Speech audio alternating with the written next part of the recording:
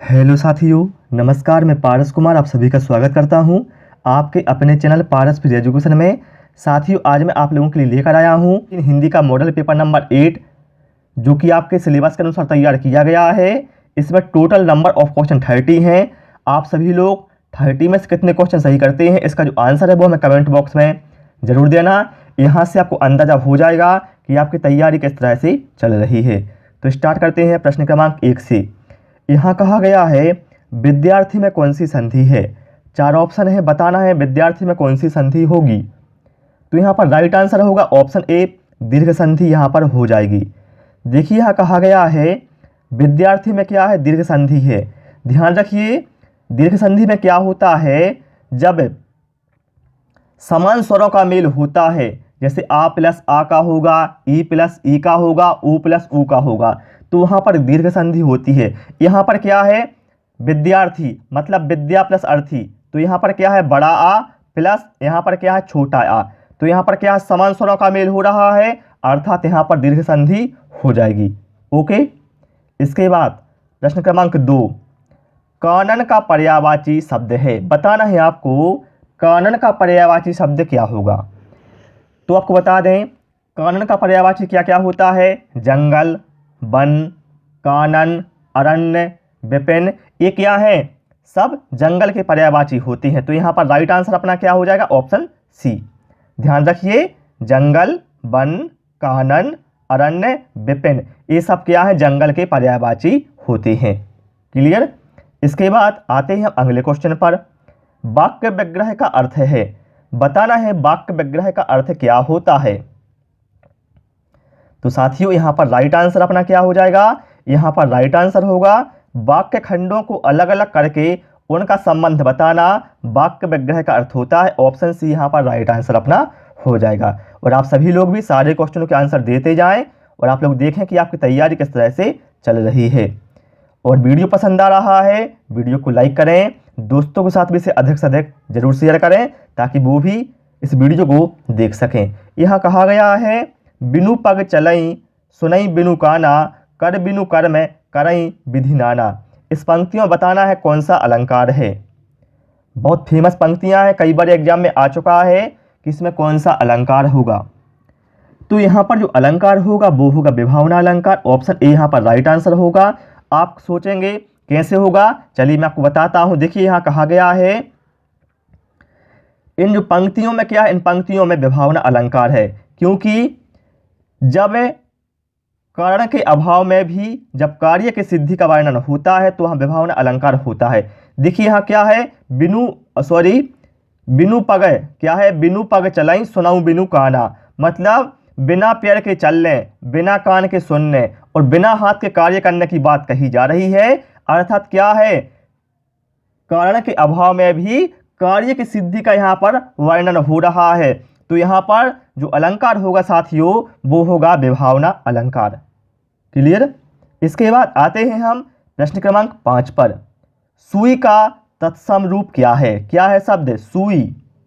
तो सुई का तत्सम रूप क्या होता है। तो सुई का तत्सम रूप होता है साथियों सूची, जो ऑप्शन बी में कहा गया है। ये बिल्कुल यहाँ पर राइट आंसर हो जाएगा।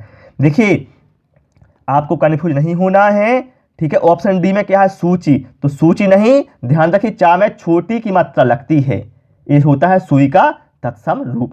और यहाँ पर कहा गया ऑप्शन सी में सलाई, ये भी कई बार एग्जाम में पूछा गया है। सलाई का तत्सम रूप होता है सलाका। क्या होता है, सलाका। इसके बाद आते हैं हम प्रश्न क्रमांक 6 पर। परिसीमन का विलोम है। बताना है आपको परिसीमन का विलोम क्या होगा। तो परिसीमन का विलोम होगा असीमन। क्या होगा, असीमन, जो ऑप्शन सी में कहा गया है। ये बिल्कुल यहाँ पर राइट आंसर दिया हुआ है। इसके बाद प्रश्न क्रमांक 7, घूसर, सॉरी यहाँ घूसर नहीं है, यहाँ पर क्या है, धूसर है, ये मिसप्रिंट है, यहाँ पर सुधार लीजिए आप लोग। धूसर का पर्याय क्या है, मतलब धूसर का पर्यायवाची यहाँ पर बताना है क्या है। तो धूसर का पर्यायवाची होगा गर्दभ। क्या होगा, गर्दभ। देखिए धूसर, गधा, बैसाख नंदन, ये सब क्या है, धूसर के पर्यायवाची होते हैं, ठीक है। क्या, गर्दभ हो गया, गधा हो गया, धूसर हो गया, बैसाख नंदन हो गया, ये क्या है, पर्यायवाची शब्द होते हैं। इसके बाद आते हैं हम प्रश्न क्रमांक 8 पर। यहाँ कहा गया है धूतों अर्थात जीवों द्वारा होने वाला दुख, इस वाक्य के लिए एक शब्द क्या होगा? तो धूतों अथवा जीवों के द्वारा होने वाला जो दुख है वो इसके लिए एक शब्द होगा आधिभौतिक, जो ऑप्शन बी में कहा गया। ये बिल्कुल यहाँ पर राइट आंसर हो जाएगा। इसकी हम व्याख्या भी देखेंगे जिससे कि आपको बिल्कुल अच्छे से क्लियर हो जाएगा। देखिए कहा गया है यहाँ पर धूतों अर्थात जीवों द्वारा होने वाला दुख है, इस वाक्यांश के लिए एक शब्द है आधिभौतिक। ठीक है, इसके बाद यहाँ पर क्या कहा गया? आधिदैविक। तो आधिदैविक का अर्थ क्या होता है? आधिदैविक का अर्थ होता है देव अथवा प्रकृति द्वारा होने वाला दुख है, इसके लिए क्या कहेंगे अपन? आधिदैविक। और शरीर या देह के द्वारा होने वाले दुख को कहा जाएगा आधिदैहिक, और जो स्वयं के लिए घातक हो उसे कहा जाएगा आत्मघाती। मुझे उम्मीद है कोई चारों शब्द बिल्कुल अच्छे से क्लियर हो गया होगा। ठीक है, इसके बाद आते हैं हम प्रश्न क्रमांक 9 पर। ऊंट की चोरी निहुरे निहुरे, इसका क्या अर्थ होता है? आप लोगों ने सुना भी होगा, बहुत ही फेमस है। तो इसका जो अर्थ होता है, इसका अर्थ होता है बड़े काम छिपकर नहीं किए जा सकते। क्या है? बड़े काम छिपकर नहीं किए जा सकते। ऑप्शन बी यहाँ पर राइट आंसर अपना हो जाएगा। इसके बाद आते हैं हम प्रश्न क्रमांक 10 पर। पंकज में कौन सा समास है? पंकज बताना है आपको, पंकज में कौन सा समास है। देखिए जब क्या है कोई भी पद प्रधान नहीं होता है और दोनों पद मिलकर किसी तीसरे को संकेत करता है तो वहां पर समास होता है बहुव्रीहि समास। यहां पर हम देखें क्या है शब्द पंकज, इसका अर्थ क्या हुआ? पंक में जन्मा अर्थात कीचड़ में जन्मा, कीचड़ में जन्मा। इसका अर्थ क्या हुआ? कमल। मतलब ये क्या है? पंकज शब्द कमल की ओर संकेत कर रहा है कि कीचड़ में जन्मा जो है कमल। ठीक है, तो यहां पर राइट आंसर क्या? ऑप्शन डी, पंकज में बहुव्रीहि समास होगा। जैसे लंबोदर हो गया अर्थात लंबा है उधर जिसका, तो वो कौन है? भगवान गणेश। तो वहां पर क्या है? बहुव्रीहि समास हो जाएगा। चक्र पाणी, चक्र है पाणी में जिसके अर्थात भगवान विष्णु, तो यहां पर क्या है? बहुव्रीहि समास हो जाएगा। आपको जब भी इस टाइप के वर्ड देखने को मिले तो वहां पर बहुव्रीहि समास होता है। ठीक है, इसके बाद आते हैं हम प्रश्न क्रमांक 11 पर। साथियों वीडियो पसंद आ रहा है, आपसे रिक्वेस्ट है वीडियो को लाइक अवश्य करें, दोस्तों के साथ भी इसे शेयर करते जाएं। कहा गया है अयोग बाह्य कहा जाता है, बताना है आपको अयोग बाह्य किसे कहा जाता है। तो भैया अयोग बाह्य कहा जाता है अनुस्वार। किसको कहा जाता है? अनुस्वार और विसर्ग को। ठीक है, अनुस्वार और विसर्ग को कहा जाता है अयोग बाह्य। ध्यान रखिए अम और अहा ये क्या है? अयोग बाह्य की श्रेणी में आते हैं। इसके बाद आते हैं हम अगले क्वेश्चन पर जो है अपना प्रश्न क्रमांक 12। चलिए इसका आंसर दीजिए आप लोग, क्या होगा? सभी लोग इसका आंसर दें। एक और अजगरहि लखी एक और मृगराय, बिकल बटो ही बीच ही परियो मूर्छा खाए। बताना इस पंक्तियों में कौन सा रस है। तो यहाँ पर रस जो आंसर अपना वो होगा भयानक रस। क्या है? यहाँ पर भयानक रस अपना आंसर होगा। देखिए कहा गया है इन पंक्तियों में भयानक रस है। भयानक रस का स्थायी भाव होता है क्या? भय। और यहां कहा गया है जब किसी डरावनी स्थिति को देखकर भय जागृत होता है और उसके परिणाम स्वरूप रोंगटे खड़े हो जाए, ठीक है, या बेहोशी हो जाए या मूर्छा आ जाए, तो वहां पर भयानक रस होता है। ठीक है, इसके साथ ध्यान रखिए आप लोग, जो रौद्र रस है, रौद्र रस का स्थायी भाव क्या होता है? क्रोध है। बीज रस का स्थायी भाव क्या होता है? उत्साह है। करुण रस का स्थायी भाव क्या होता है? शोक। और भयानक रस का स्थायी भाव क्या होता है? भय। ये सारे आपको ध्यान रखने हैं, यहां से एग्जाम में क्वेश्चन आते हैं। इसके बाद आते हैं हम प्रश्न क्रमांक 13 पर। और देखिए मेरा मेन मकसद होता है मॉडल पेपर का कि आपको अंदाजा हो जाए कि तैयारी कैसे चल रही है और आपको सारे टॉपिक क्लियर हो जाएंगे इसमें से। ठीक है, रस भी होगा। हम इसमें आपके सिलेबस के अनुसार सारे क्वेश्चन इंक्लूड करते हैं जो कि आपके सिलेबस में दिया हुआ है। यहां पर कहा गया है से विभक्ति निम्न में से किस कारक के लिए प्रयुक्त होती है। विभक्ति चिन्ह क्या है? से। बताना है किसके लिए प्रयुक्त होता है। तो से होता है भैया किसके लिए? कर्ण के लिए, कर्ण कारक के लिए होता है से विभक्ति प्रयुक्त होती है, जो ऑप्शन डी में दिया है, ये बिल्कुल यहाँ पर राइट आंसर हो जाएगा। ठीक है, वो आप याद कर लेना, कर्ता ने कर्म को, ठीक है, जिससे कि आपको सारी विभक्ति याद हो जाती है। संप्रदान के लिए क्या होता है, संप्रदान के लिए होता है के लिए। ठीक है, ये सारी विभक्ति आपको याद होनी चाहिए। इसके बाद आते हैं हम अगले क्वेश्चन पर, जो है प्रश्न क्रमांक 14। कहा गया है उसने नहाकर भोजन किया। इस वाक्य में नहाकर निम्नांकित में से किस क्रिया का उदाहरण है? क्या है? उसने नहाकर भोजन किया। तो यहाँ पर शब्द आया है नहाकर। ये नहाकर बताना कौन सी क्रिया है?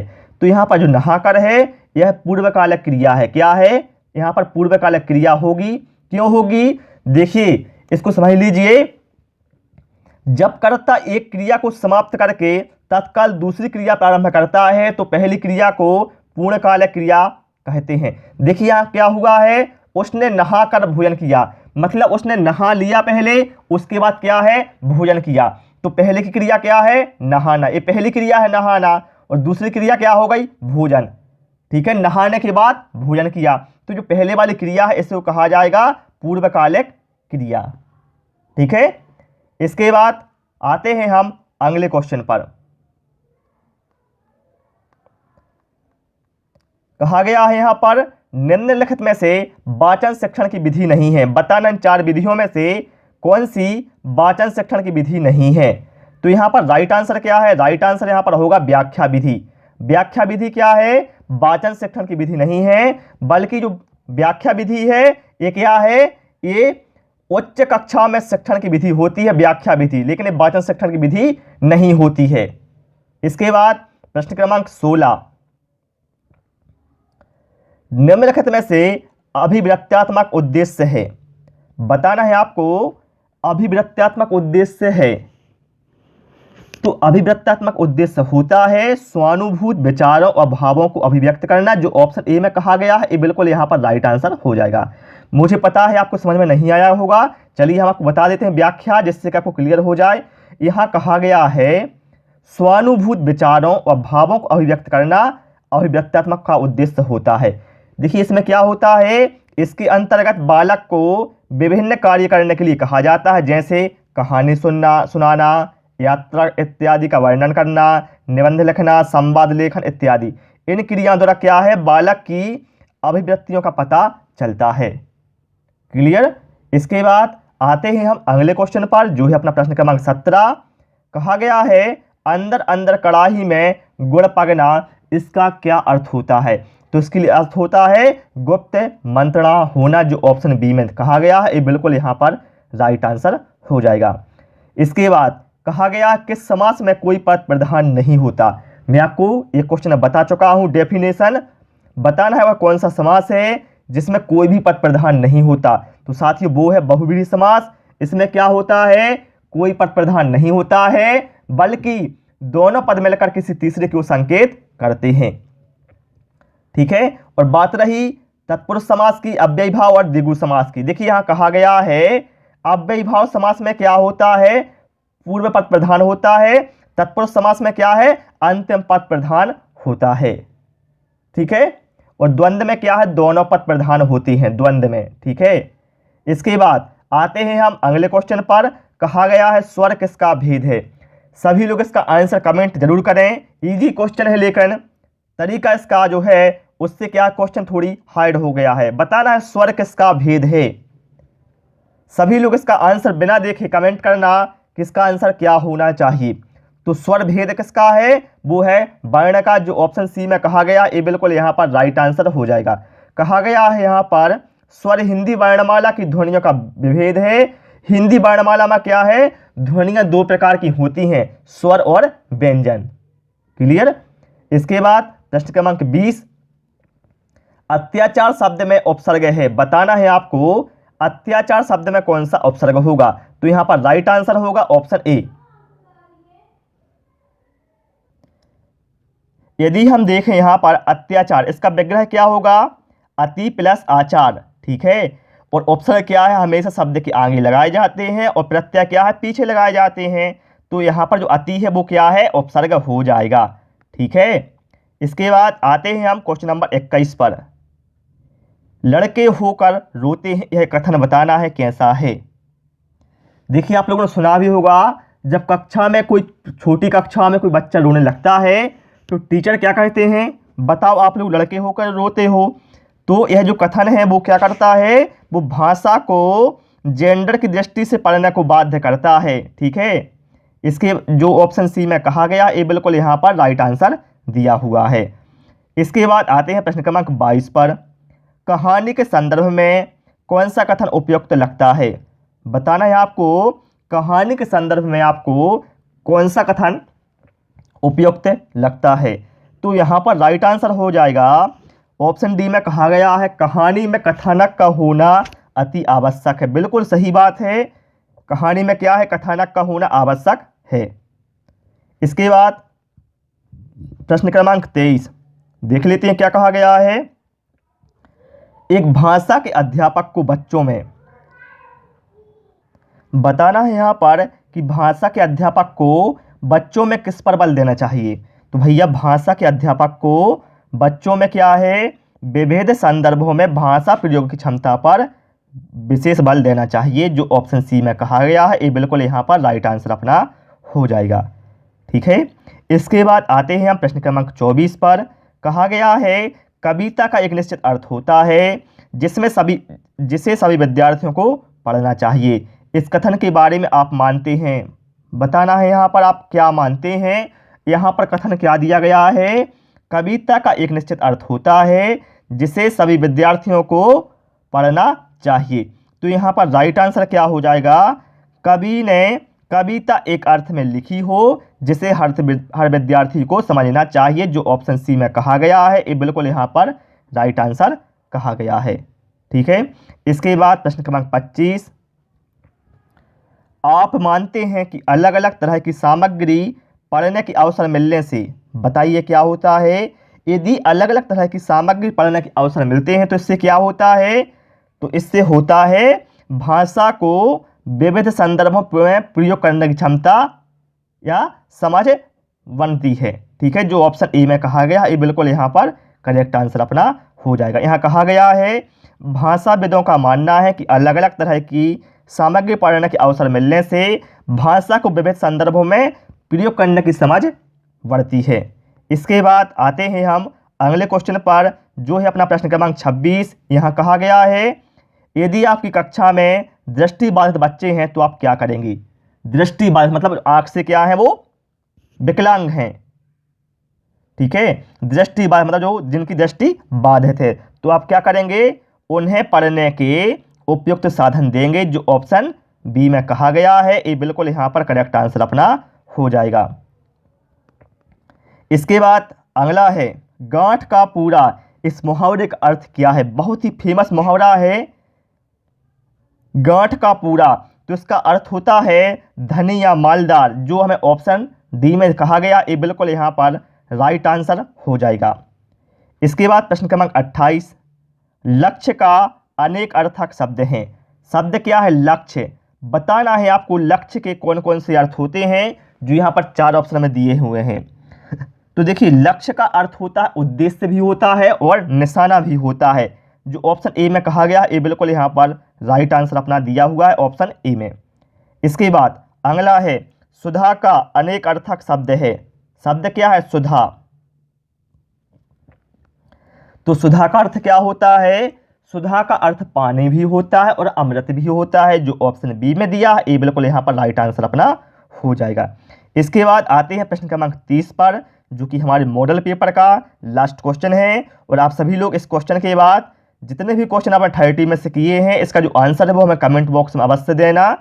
कहा गया है आंख का अंधा नाम नयन सुख, इस लोकोक्ति का क्या अर्थ है। देखिए नाम क्या है, नाम रख दिया है नयन सुख, लेकिन क्या है वास्तव में वो आंख से अंधा है। तो यहाँ पर क्या है, इसका अर्थ हुआ गुण के विरुद्ध नाम का होना। ठीक है, जो ऑप्शन ए में कहा गया ये बिल्कुल यहाँ पर राइट आंसर हो जाएगा। तो डियर साथियों, आज मैंने आपको मॉडल पेपर नंबर 8 हिंदी का करवा दिया है। मुझे उम्मीद है आपको वीडियो पसंद आया होगा। यदि साथियों वीडियो पसंद आया हो, आपसे रिक्वेस्ट है वीडियो को लाइक करें, दोस्तों के साथ शेयर करें, और आपने 30 में से जितने क्वेश्चन भी सही किए हैं, इसका जो आंसर है वो हमें कमेंट बॉक्स में अवश्य दें। Thanks for watching this video.